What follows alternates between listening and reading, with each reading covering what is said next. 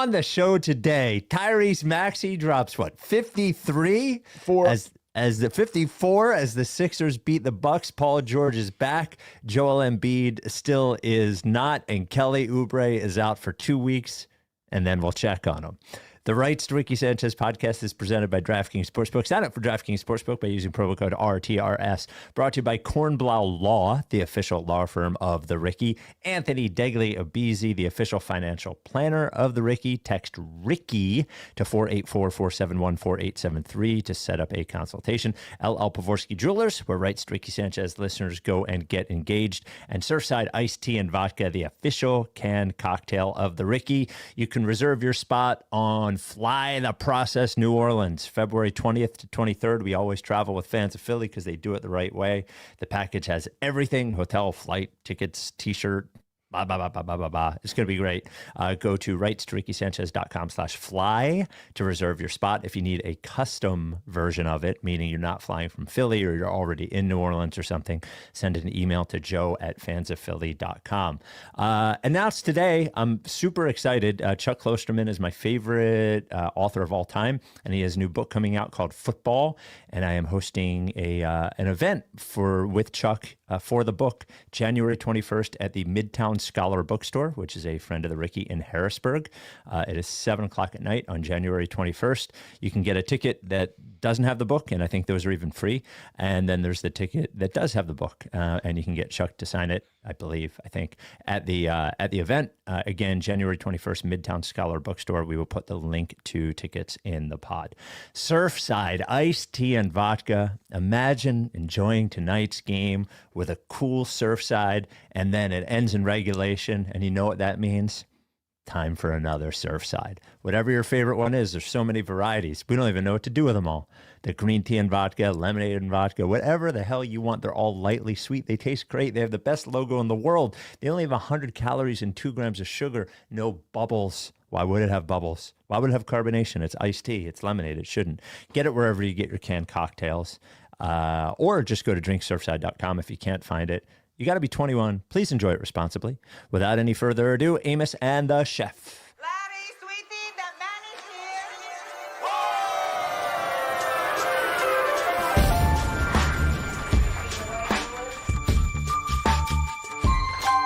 Say the name. I say the name. I say the name. We were right, y'all. We were right. Even when it went wrong, we were right. We was right, y'all. We were right. So say the name. Say the name. We were right, y'all. We were right. Even when it went wrong, we were right. We were right, y'all. We were right. So say the name. Say the name. Say the name.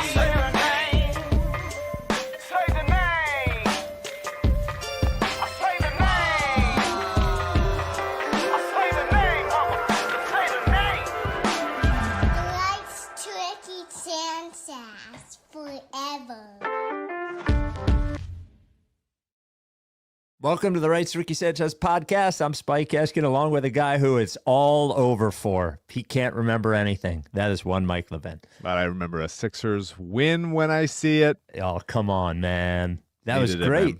Oh, I needed it. Yeah. 9-6, second half of a back-to-back. Maxey plays 47 minutes. Paul George looks good. Bunch of good things in there. Some frustrating things as well. Yeah, but mostly good things. I think. We're happy to take a win. Happy even a mostly a Giannis-less Bucks team. Ryan Reynolds, good player. He looked good. Oh, dude, he is a good player. Yeah, he really turned himself into a good player. Good for him. Yep. But a win they needed to have, and they gutted it out, and everybody did what they had to do. Yeah, 54 for Maxey, and dude is career high. If I remember correctly, there are only 2 games this year that weren't basically down to the wire games. Yes. It was the one we lost to Cleveland and when we beat Orlando. Are those the only 2 that haven't been? I think it was the Orlando win that was pretty much wire to wire, wasn't it? It was like a good win, but it wasn't like, oh, they're up by like 25. No, you're taking the starters out. It's when the regular season matters as little as it does, and they're playing more of it. It's just like, can't we just, if they're not going to matter, can't we just give me a couple easy ones I could use? I could really use a couple easy ones. But career high Maxey, man, he's just become such an incredible offensive player. He has become killer scorer, an absolutely killer scorer. Ridiculous. Yes. Finishing, getting into the defender's body. He's done a better job of slowing down a little bit to create space for himself. Had a nasty Euro around Kuzma and a foul, a lefty floater, lefty finger roll in overtime, tough up and under on the baseline. Attacked Bobby Portis one time to put down a lefty slam, which I, of course, support. Didn't go in, but got fouled, and I always support going for the dunk. Even Nick Nurse won his first challenge ever, I believe. Felt like it on an and one charge call. Yeah, I still think they got the call wrong. I thought Maxey got fouled on the drive. He got fouled first, yeah. He hits insane shots regularly, and then as a shooter, like he gets that shot off so quick. What was he from three tonight? He was 6 of 14 at one point. 6 of 15 from three, and those are deep threes. Those are tough threes. Those are not wide open threes. He gets that shit off so fast. Bobby Portis, he has Bobby Portis on him, and it's just like pitter pat, step back, 28 feet on the money. He hit a step back three off the catch at one point on a Justin Edwards drive where Maxey is then backpedaling to the corner. Oh, yes. And just had to get his feet ready to shoot without stepping out of bounds. That's insane. That's an insane level of body control. Too. That was a big shot. The corner three was a big shot. And then he has the foul shots. And at the end of regulation to take it to overtime. Let me ask you this, honestly. The deepest part of your heart. You thought he was going 1 or 2, didn't you?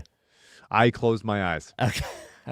This is as honest as I'm gonna get. I thought he was gonna make it, but I'm just like, I can't do it. I'm just just like, let me not hear the crowd get upset. I'm not gonna watch. Yeah, I was pretty sure it was a 1 or 2 situation. But good for him, man. He's nails from there, total nails. And I really, really trust him as an on-ball defender. I really, really do. He had a nice block on a couple Cole Anthony and Ryan Rollins floaters, but man, it's the weirdest thing watching the Bucks because it's like, okay, all these guys are on the Bucks. Sure. Do you know what I mean? I didn't expect you to say that. I don't know. It's just like a bunch of guys that aren't Bucks that are on the Bucks. It seems. Well, Bobby Portis is a total Buck. He's a Buck. He's Gary Trent's a massive Buck. You think Gary Trent's a massive Buck? I just think of him as an NBA player. I don't think of him as a Buck. Okay. What I was gonna say was sorry. Maxey just he leaves his guy too much, dude. I know I do this all the time, but he just. When the defense is bad lately, such a nothing play. Then the guy in front of you. Get over it. I can't get over it. I can't. I never will, dude. Think about how often Maxey is like fleeing to contest an open three. There's a Ryan Rollins, AJ Green screen. There's no reason for Maxey and VJ to miscommunicate. Ryan Rollins, AJ Green, Maxey, VJ Edgecombe. That's an easy switch. That is a totally easy switch. Maxey doesn't switch. Green gets a brief moment of daylight. He's deadly from three. On the last Miles Turner play at the end of regulation, Maxey gets switched onto Turner because it's a scramble, and he just leaves him. He leaves him to strip Kuzma. He almost got the strip. He didn't get it. Turner gets a wide open three. This is like there's not enough good players on Milwaukee for them to have had as many open looks as they had, and it just drives me crazy. It feels like they defend like their memory wipes when they play defense as to what kind of shots they want to take, they want to give up. Like it's severance. It is truly like they forget that the intent of defense is to not give up wide open catch and shoot threes. They forget that. I don't understand how. I really don't. There's so many. They defend the opposite low block so well. The opposite low block is covered. Nobody's coming into that opposite low block. But then they're just far enough away where then that kick swing to the opposite corner, that's an open three. It truly is. It's wild. It's wild to me. I'm going to give you a chance to never do that again. I do it every podcast, but I understand. No. Gary Trent. I understand why you're frustrating.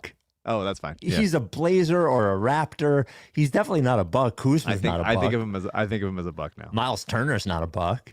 No, that's new. That's new enough for you to think. I mean, Bobby Portis is a massive Buck. He's like a massive Buck. He's Mr. Buck. He's a Buck. Yeah. That one's fair. It was just an outstanding effort from Maxey. He has been unreal.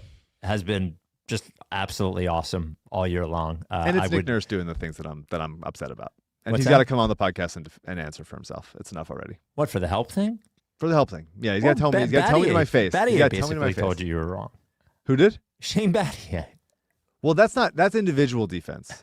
Okay. He was talking about individual defense. I'm not going to reach too much. That was the case he made. He basically was talking about yeah, he didn't make that. He didn't convince me in the way that he talked about defense as to like why not sending help. But like the Bucks weren't the. It just feels that way. Like they shot 39% from three. They only shot 36 of them. The Milwaukee did. The Sixers shot 53. Yeah, 53 threes. And it felt like because they were playing against the zone, they kind of like were allergic to the paint a little bit. A ton of open threes rimmed out as a team. Yeah, I didn't think it didn't feel like they were forcing threes to me. They weren't forcing them at all. Yeah, but I do think like sometimes they were just like wrapping it around the perimeter, yes, swinging it a lot. Yes. Let's talk about Paul George. Okay, before we do, the Rights Ricky Sanchez podcast is brought to you not by Paul George, but by Kornblau Law. Love Adam Kornblau. Love him. Love him as a person. Love him as a personal injury lawyer. Love him as a lawyer. I'd vote for him for fucking president. That's how much I like Kornblau. Kornblau Law has been around there for a very long time, and Adam Kornblau has a specific passion. All you have to do is get into a conversation with him about one of these lawsuits. He is a tremendously focused psycho, which is exactly what you want in a personal injury case. And the other thing that you want is you want to know that the person whose name I'm giving you is actually going to be the one handling the case. It is Kornblau. I promise you, you hear these other personal injury law firms advertised, you call up, and you might wonder, why in the commercial does it say that they can't practice law in my state and they're advertising there anyway? Because all they are is referral services, not with Kornblau. You reach out to Kornblau, you get a Kornblau. He's very passionate. He did handle, it wasn't a personal injury case, but it was a legal matter with my house. And he fought for me like a psycho, and he got results for me. So many Ricky listeners have reached out. Kornblau. I reached out to Kornblau for this legal issue, that legal issue. He specializes in personal injury and some huge results in medical malpractice. But if you have any sort of legal problem, all of our listeners reach out to Kornblau, and he's been a big help for all of them. If you need help, if you think you have a case, whether it's slip and fall, injured at work, car accident, medical malpractice, whatever it is, give him a call or shoot him an email. 215-701-4467. Ask for Adam. That is 215-701-4467, or Kornblau at kornblaulaw.com. That is Kornblau, Kornblau at kornblaulaw.com. Let's talk about Paul George, who I would say almost instantly looks pretty smooth, even in the first game. Yep. This game, he looked even better. That take almost instantly. He had a three real quick, but then the take started went off to with 11 quick points. Yeah. Yeah. Three of them were threes. It was 3 threes and that take that went to the rim. He did try a couple of, whipsy doodly fancy passes that ended up in the stands tonight. But he looked pretty comfortable, and he was moving his feet well, and he looked pretty, like, I almost don't want to like knock on wood or something, but he looked, I don't know, he just looked like Paul George mostly tonight, I thought. Yeah. Played within the flow of the game. He was really good, I thought. Looks regular. Really liked that first play. Strong take to the rim, finish through contact, hit a couple threes, get hot. That one of them was off an off-ball screen from Drummond. I would love for more of that. I would love for more of that. The Sixers have a lot of now bigs that can set screens. I would love to generate offense off of that. I thought he did a good job moving the ball. Didn't let it get too sticky. Felt the double team, found shooters. Had a couple like pretty impressive dribble drives to get to the rim. One time he blew the layup. One time had a nice high kiss off the glass over Miles Turner. And I thought he did a good job at the high post in the middle of the zone when the Milwaukee kept going to zone.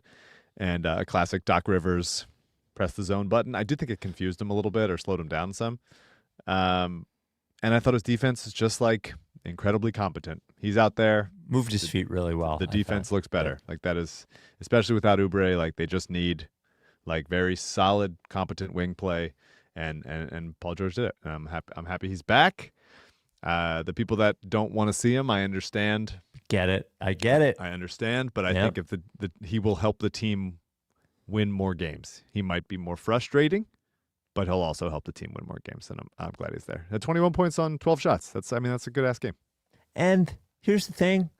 I am under the understanding that Podcast P is not coming back.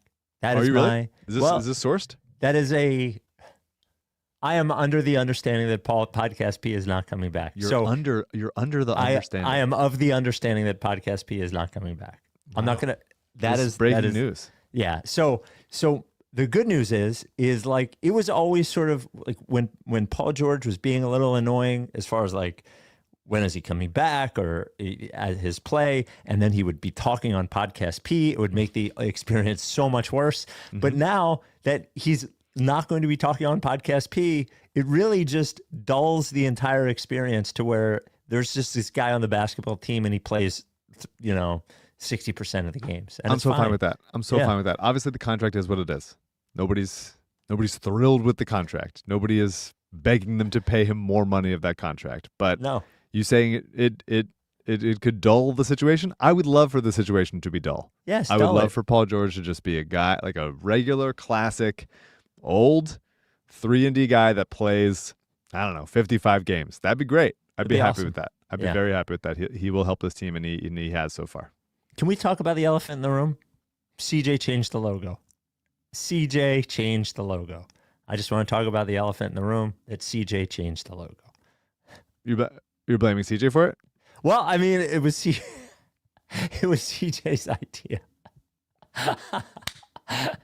I love the new logo. Great work, CJ and Tanner. I had nothing to do with it, but great work, CJ and Tanner. I thought Justin Edwards was pretty great on defense tonight. I think he's always pretty solid, but he was hustling his ass off tonight. Mm-hmm. We need somebody with Oubre out, so Oubre's going to be reevaluated in 2 weeks. Pretty lucky break. Could have been longer. Seems like. Yes. Well, we don't know how long it's going to be. He's going to be reevaluated in 2 weeks. But we need somebody busting their ass out there on the wing as a defender, and I thought he did that tonight. He was, I think he was 1 of 7 of 3, but he hit a really big one, and he hit a nice little turnaround in the lane that I think he's looked pretty smooth offensively generally, and I was like, even though he was 0-6 at one point from 3 or whatever, I thought he played a really good game tonight. I've liked this version of Justin Edwards that we've gotten recently. Yeah, both of those shots you mentioned, one on the corner 3 and one on the pull up off the dribble, which felt like more like high school Justin of like shot clock's winding down. I can get to this shot. Those are both in overtime, needed it. And I thought it was a good, simple game from him. The shots didn't fall, which is frustrating, especially when they were open ones. But all you're asking him to do is play his ass off on defense, shoot when you're open, attack closeouts, get the ball at your hands quick. Had a nice drive to engage Miles Turner and then a wraparound pass to Drummond. That was great. That was nice great. Yeah, he's just like, the game should be simple for him. It should be like simple stuff of like, it's like, like a choose your own adventure with just like very few adventures. Just like, you have 2 buttons on the controller and it's 1 or 2, and it's shoot and like dribble. It does seem like a ripoff for a choose your own adventure. It's not a great book. I'm not saying like that's why they're not paying him so much money for his adventure, but for the minimum, like that's exactly what you need him to do. So I thought he was good. Yeah. I thought it was another nice game from VJ. Like, he's not hit the heights that he hit in those first couple games, but I'm totally okay with that. This is a more realistic. 2 pretty sick alley-oops tonight. 2 nice alley-oops, 2 lobs in transition, one from Paul George, one from Maxey. Yep. I love, he did this in Toronto also, but I love how he attacks off the catch, like when he's already cutting, just moving forward. That is super helpful. I would like him to keep doing that. A few down weeks, or maybe a month at this point, or 3 weeks, whatever.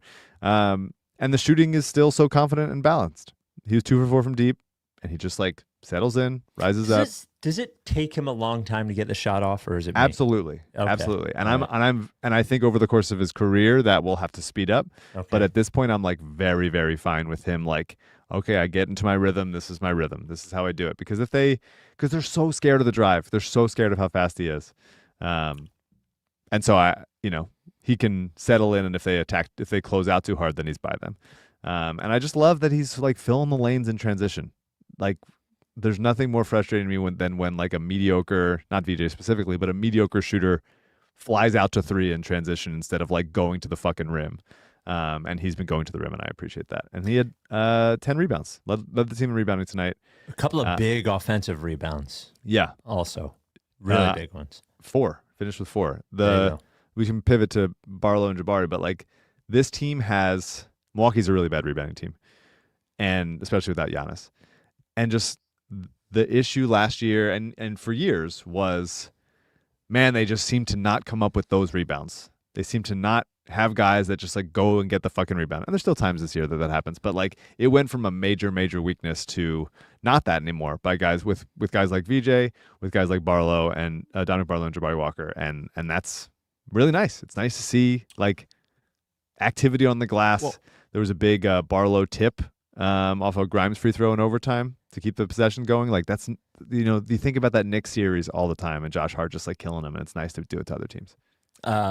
Before we get off of VJ, so if I had told you before the season that after 15 games, Embiid would have only played 6 minutes restriction on all of them, they'd be 9-6, and Edgecombe's averaging 16, 6 and 4. I'd have been shocked that Edgecombe was that productive with a winning record, to be honest with you. I think he's been shooting 36% from 3. I think he has been everything I expected and more. He's slowed down, but I don't think he's ever bottomed out. There hasn't been a game that I've watched that I said, even though he shot poorly occasionally, that I've said, oh, that's a bad VJ game. Never looks lost. Like no dumb turnovers. We got Quentin Grimes keeping the Danny alive like every game, but VJ Edgecombe doesn't ever do it. I've been super happy with VJ. And Dominick Barlow, there's a lot there, man. I just watch him. He's way more skilled offensively than I think he even shows.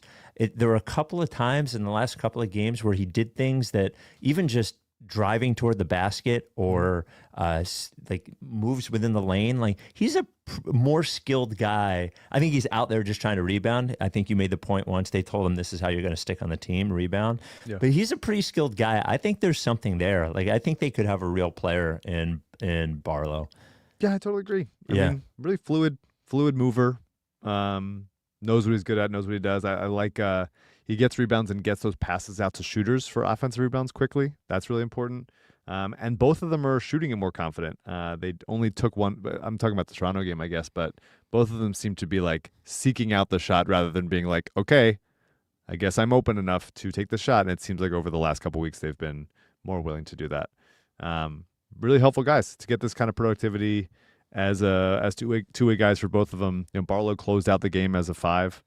That's with Bona hurt. With Bona hurt. That's really, really impressive to get that earlier. Good for Nurse for going with them, and he's there. One of them or both of them are going to force the team's hands to clear a spot for them to get on the main roster. Well, Walker was so good against Toronto. I mean, he had a couple of just really strong. He's got really good touch around the rim. Like when he gets offensive rebounds, he's a they're both just working. They're just busting their asses to get a job in the NBA, and it's fun. It's fun to see that on a team that isn't dog shit. We've seen it on bad teams before, but now seeing it on a decent team has been pretty fun. Yeah. Can we talk about McCain? Yeah. So, he looked better in the second G League game. Then I think, what did he play? Did he play 5 minutes in his first game back after that? And then he hit his first shot last night, then hit a 3. Thank God. Yes. Hilarious reaction out of him when he hit the 3, or when he hit the first shot. There was a little weird thing, and I didn't notice it tonight. I was watching the Raptors game, and man, it seemed like Edgecombe, Grimes, and Maxey want to do anything other than pass it to Jared McCain. And maybe it was just like he was on the other side of the floor, maybe they're running pick and rolls to the one side. He just wasn't there. I don't know. There's like weird vibes. I see weird vibes out there. I don't see any of that, but okay. I'll look out for it. But keep out it's for also it. like him getting acclimated. Like he hasn't played with those guys. Those guys have gotten into a rhythm with each other. I've noticed people are starting to, and I thought McCain did pretty good tonight. He was not good defensively at all. I thought he got lost a bunch of times, but offensively hit a couple of shots, was moving around good. Like without that big brace, I think he looks far more fluid. And now that he's seen the ball go into the basket a couple of times, I think it'll be good for him. Anyone who is bailing on the McCain thing because of what you see right now, you will be punished for that. Like Punished? Yes, I promise you, Jared McCain's going to be fine. I promise. I saw it with my own eyes last year. Just give him time. He was out for almost a full year. Give him time is my thing on McCain. It is weird to see him be rusty for this long. Like he's young, and so you expect that he's just going to bounce back and be like a lively body and like jitterbugging around out there. But he's still working back there. Tonight was nice. Gets a little like love on a bounce from a deep three to end the first quarter. Has a nice take to the rim through traffic, finish left. I like that. They got to figure it out. I mean, he's a really good player. They got to find ways to get all of them on the court at the same time. And I'm very much looking forward to McCain taking some load off Maxey, some minutes from Maxey. He's playing so much. It's definitely stuff to work out. But there's no reason why a lot of the time, Maxey, McCain, Grimes, Edgecombe, three of them can't be on the court at the same time. There's no reason for that. And I think it's worth mentioning last year when he went on his tear, like nobody else was there. It was a lot of just him, you know, so he didn't have to do the fitting in. And we also have the Embiid in and out of the lineup stuff going on now too. So figuring stuff out. But the Rice to Ricky Sanchez podcast brought to you by the official financial planner of the Ricky. That is Anthony Degli Obizzi. As you grow up, you got to start being responsible. And if you don't know how to do it yourself, you got to get somebody to do it for you. And that's what Anthony could do. Anthony is based out of Monastra Group in Delco. He is my financial planner for me and my wife. I know it sounds like a grown-up thing, but basically what he is going to help you do is save for now, in case you end up out of a job and you need backup and make sure you're prepared even for vacations and stuff, but also plan for the future, retirement accounts. And if you have kids, they're going to need college and all that kind of stuff. And having somebody like Anthony who knows his shit back and forth, but also is laid back and not a skeevy financial money guy. Anthony is a normal dude. Has been a blessing for my wife and I. If you'd like to set up a consultation with him, send a text to 484-471-4873. Put Ricky in the text. He'll get right back to you. You can have a meeting with him. Doesn't cost you anything. That is, again, text Ricky to 484-471-4873. And I know sometimes people, you might be listening to this and you're like, Spike, he's old. Of course he wants to plan for retirement. I wish I had done it when I was much younger. I didn't start it until like my late 30s. Dude, even as early as like your early 20s, if you can find a way to throw $50 a month away, you're going to be in so much better shape. And the last thing that I've known from Anthony, if you want to be super aggressive and put tons and tons of money away every single month, you can. But he wants you to be able to like live your life now too. So he's not one of these guys that's going to tell you have to save every single cent that you make to make it happen. He's really, really good at this stuff, has all the solutions. If you want to be super aggressive, that's one thing. If you want to be super conservative, that's another thing. He will work with you.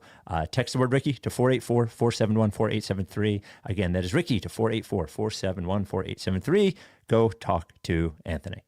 And I think Drummond's been pretty good, man. Overall, not a great Drummond game tonight. No, but foul trouble. But overall, Drummond playing way more than we would want him to play in general. Sure.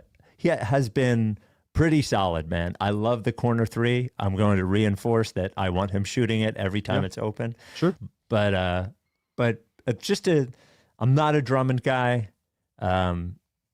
He looks like he hasn't played in the NBA in like 6 years when he's out there, like physically, but the guy has gotten the job done and has been much better this year than he was at any point last year. Certainly better than last year. Certainly does a lot of good things. I've always really liked his hands on defense when defending guards. Had a nice pick six, just picked a pocket against Toronto. Oh, yeah. Always surprises me how he gets his hands in there. It's very impressive. And then he dribbled it down the court himself and dunked it. It was really wild. Very nice. Yeah. I just wish he was better at more things. Like I don't trust him in so many ways. Yeah. You know. I thought his rim protection was really bad in this one. I think he has bad peripheral vision. Like he'll just get tunnel vision on defense, and his Such guy a specifically will have weird just like thing. a wide open dunk. And I'm like, you don't see him? You don't see him right there? That like your guy is just like cutting behind you. You should have seen that out of the corner of your eye. You don't. Maybe it's bad. But no, what do you expect? He's better than last year. Yes. He rebounds, even if he's sometimes fighting his own teammates for rebounds. I would love for Bona to like take his job. I would It's not gonna happen. I would really like for Bona to Not going to happen. demonstrably take his job. Won't happen. Bona's Won't out for a little bit. He might. Yeah. They're going to reevaluate him tomorrow, so we'll see. But it'd be nice. It'd be nice if they had somebody that was just a little bit better at more things, or a little bit less, a little less crazy at other stuff. Last guy, I think Quentin Grimes is the new Danny. I'm sorry, he is. He does hit big threes. Yeah. He shouldn't be allowed to dribble, and he has played really good defense. I am terrified every time he puts the ball on the floor. He is a turnover waiting to happen. I like having him on the team, but he's got this nervous fucking energy that it makes me uncomfortable watching him. I like having him on the team. Seems like a good guy. Seems like he's hitting 60% from three this year. Is my gut. It seems like he's making almost every 3-point shot, but man, he makes me really nervous every time he dribbles the ball. Yeah. I mean, to me, it's not, he's a good ball handler, like one-on-one. It's when he tries to split the defense and like get all the way to the rim where he goes up without a plan. I think like there was he had some like lesser defenders on him tonight, and he could get to the rim, and it's just like, that's good. Like he's fast, he's decisive, and he goes, this guy cannot move his feet against me. I'm blowing by him, and that's nice. But it's when he's like trying to do too much. I don't think he's nervous. I think he's incredibly confident, but he plays at 1.25 speed. Yep. And so it looks a little bit like if you're listening to this podcast on a higher speed volume, then it sounds probably like I'm pitched in a certain way, and I'm a little bit less confident what I'm saying. Maybe Can I don't I know. ask you something about the Sped Up podcast? Sure, yeah. Do you ever watch any podcasts? I don't, but do you? No. I wonder if the people who listen to podcasts at like 1.5, Probably, yeah. if they watch it, Probably, yeah. does that look crazy? Hit us in the YouTube comments if we look crazy as shit right now. And I think with Grimes, he always finds open shots in transition. He does. He's flying to threes. And it's because he's running so hard. And I'm always gonna, even if he's turning the ball over, he's occasionally making mistakes. He doesn't seem to get many foul calls at the rim, although he got a couple tonight on Bobby Portis, because I think the refs just assume Bobby Portis is hitting somebody.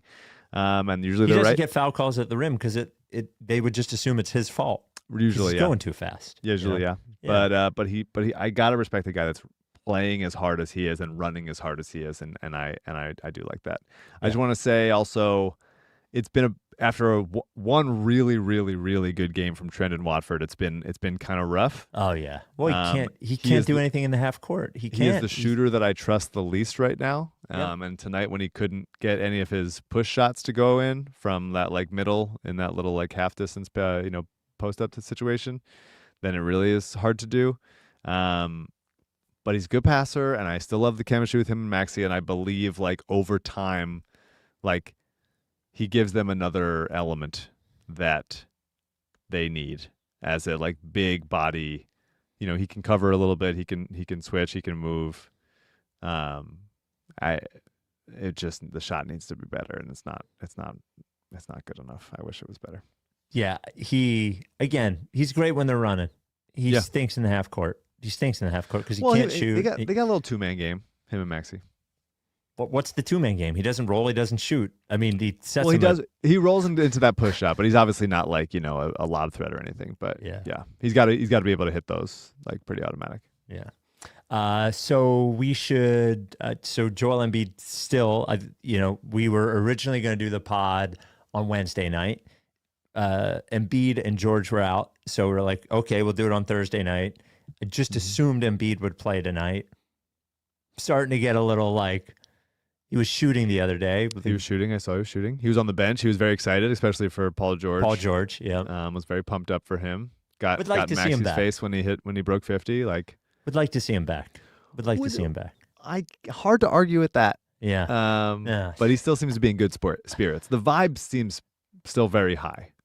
The vibes around the team still seem very high. I would agree. And What's like it through like- 15 games, like that's if you would have told me 15 games are 9-6, guys are getting healthy or are healthy, and the vibe seems as high as it is. I mean, I would take this. we're all happy to take this.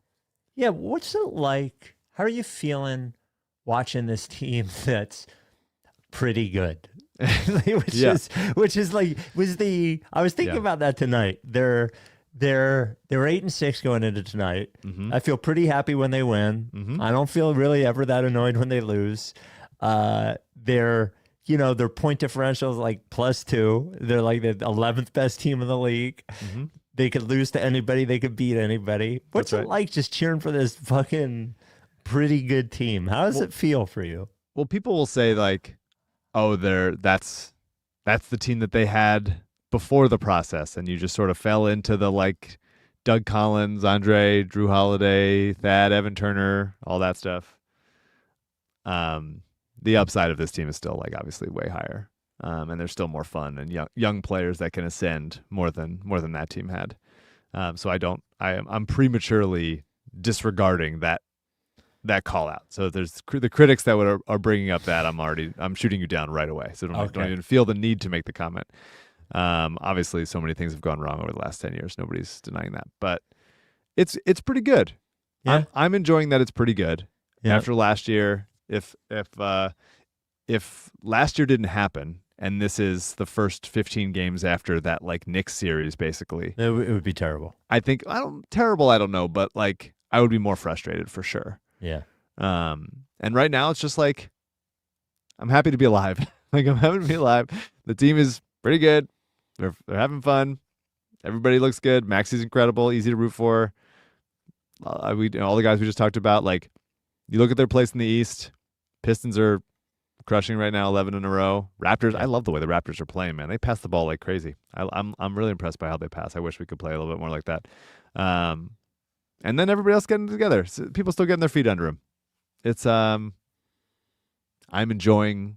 mostly enjoying, even if I look too close at it, I'm a little bit like, what's the point of all this? Yeah. Yeah. What are we aiming for? Yeah, but what's the point of anything? But I'm not gonna look too close. Yeah. I'm just gonna like sort of like let my eyes glaze over and be like, they're 9-6 and everything's pretty fine. And that's okay. As humans, Mike, what's the point of anything? Like, once we figured out how to feed ourselves and how to give ourselves shelter, all we're doing really is killing time. That's really everything is just killing time. And are they kind of nice to watch? If the answer is yes, that seems like a pretty good way to kill a couple hours on a weeknight, you know? Yeah. That's kind of how I feel about it. Kill some time with us. Just kill Thanks for listening. Did you see? Passing the hours together, you and I.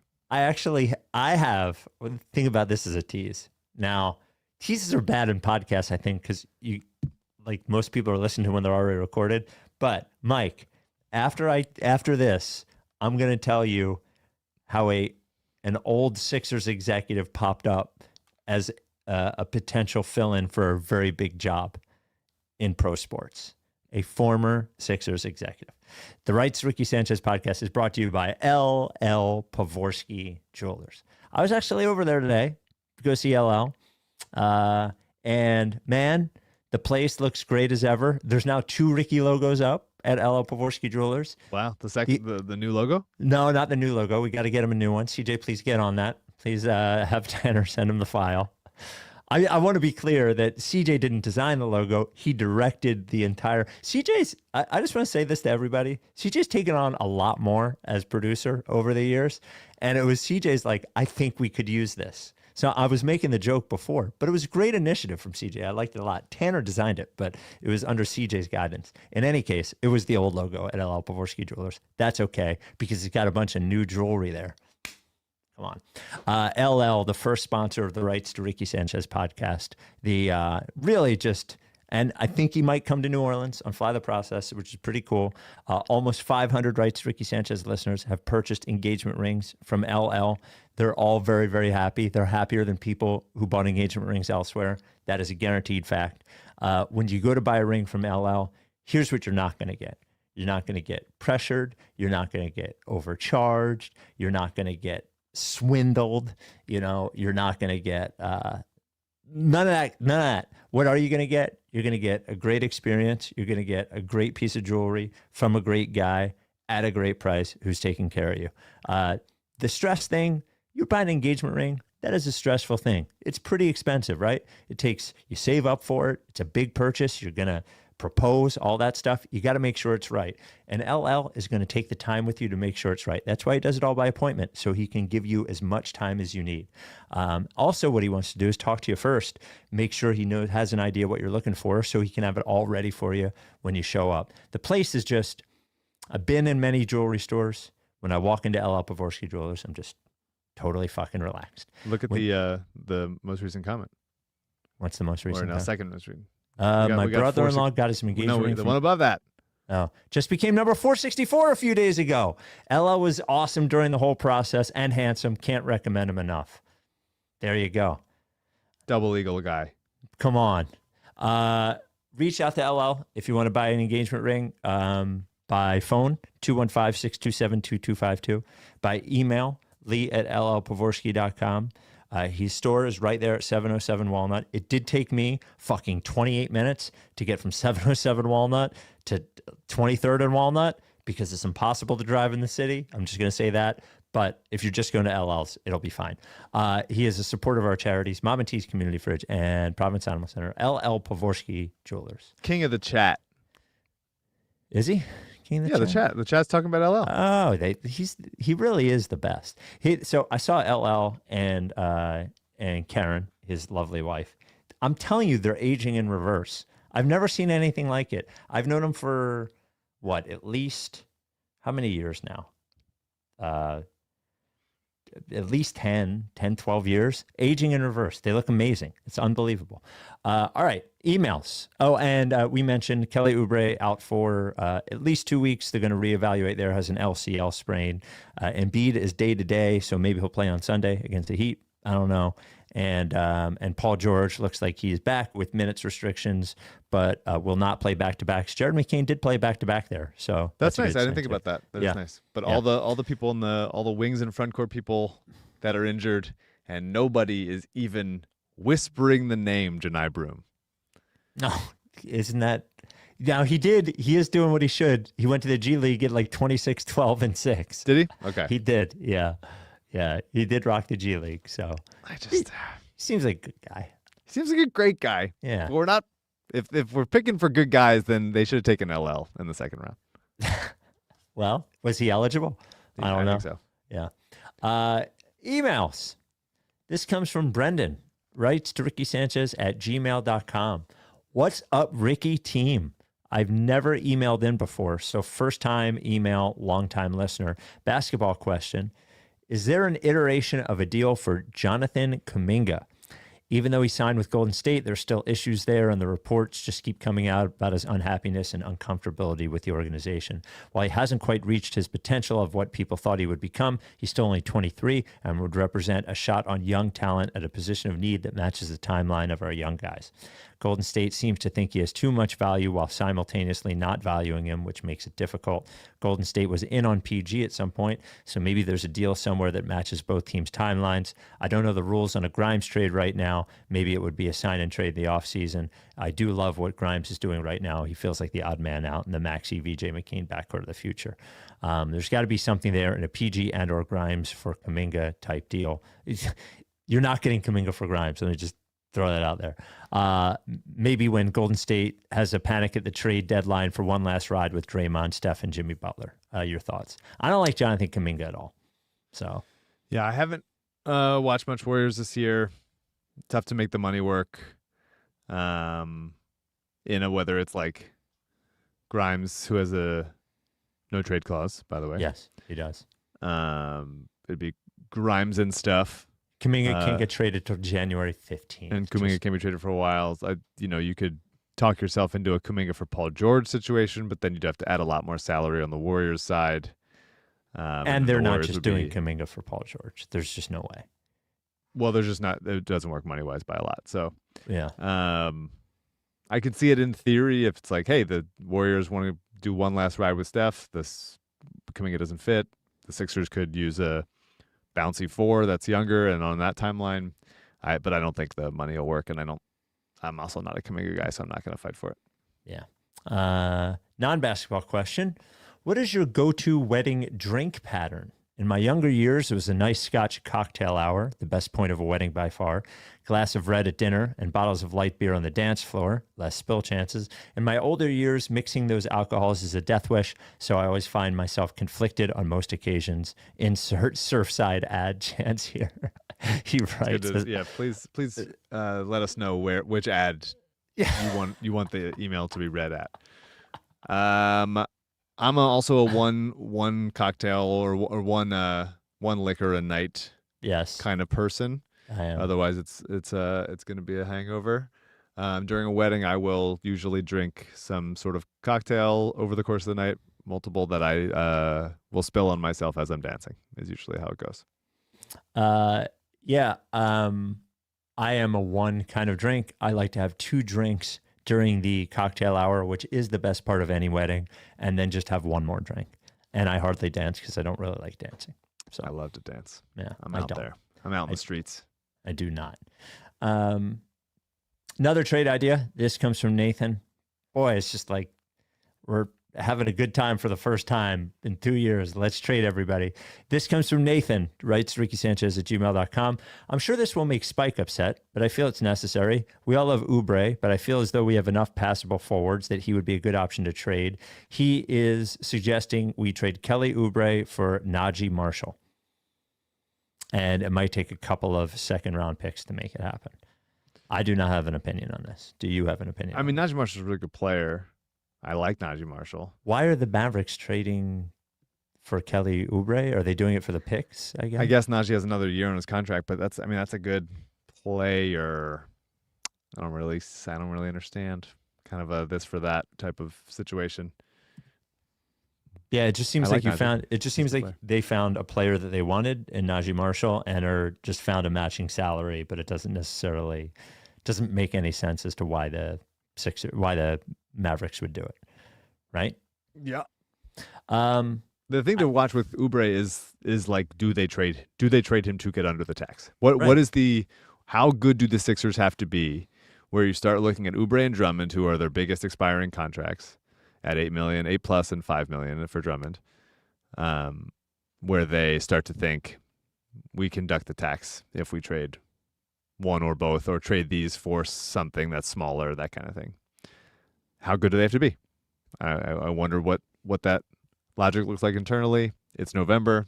Well, and how important does Oubre have to be at that moment too, to that team that's good?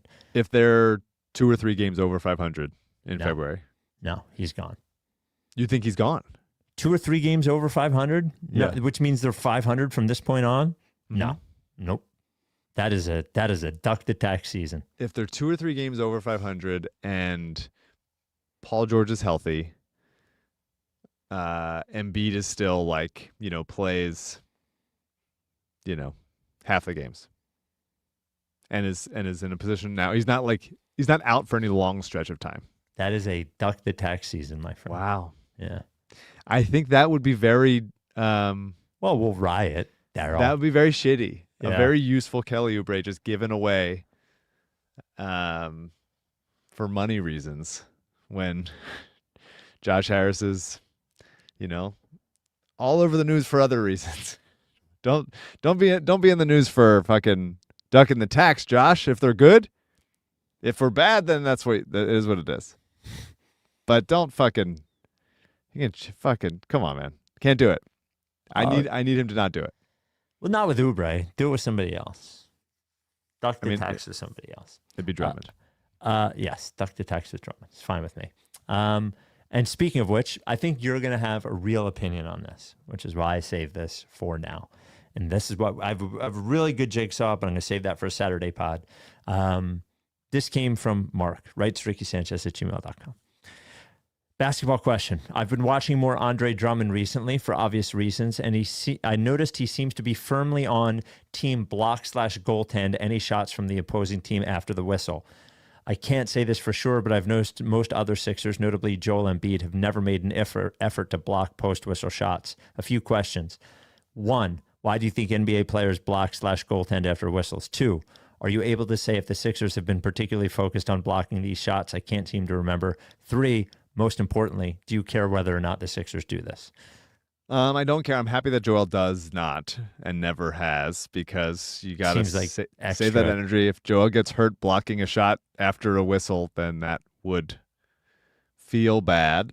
I think the reason why they do it is so that if it's an actual shot, that you don't know if it was good. It's like a kicker, right? Like gauging the wind, feeling like I have the distance down. If it's a guy that is cold at the moment, it's like, all right, let me just get a feel for it. Let me make a shot, see it go in. Yeah. That's why they do it, so that so offensive players don't get comfortable. But I don't know how much it makes a difference, but that's, I think, the logic. Or they just do it because other people saw it. I thought you would have a real opinion on this. Not really. Oh, I don't mind people doing it, and I don't mind people not doing it. I think KG was like the guy that really was about it, and I respect that. But no. All right. Well, we'll talk to you. Which opinion did you think I was going to have? We could do podcasts where we guess each other's opinions. We could probably do that by now. We could do that. We could do. I would have thought you would have been really into it. Okay. Yeah. That would have been my guess. I would say I'm generally like, not pounding the table, but I'm like, sure, yeah, block that shit, get it out of there. Okay. I would like if you block it even harder, maybe block it into the stands. And then the refs are pissed.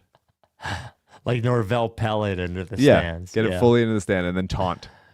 After clearly, like seconds after a whistle, you're still taunting about it. Yeah.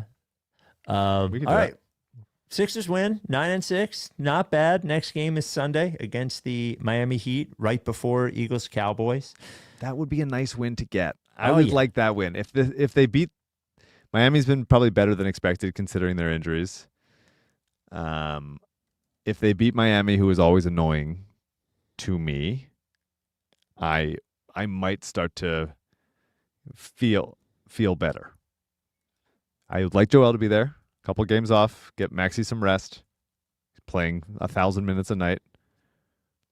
I would like to beat Miami very much. I would like to beat Miami too.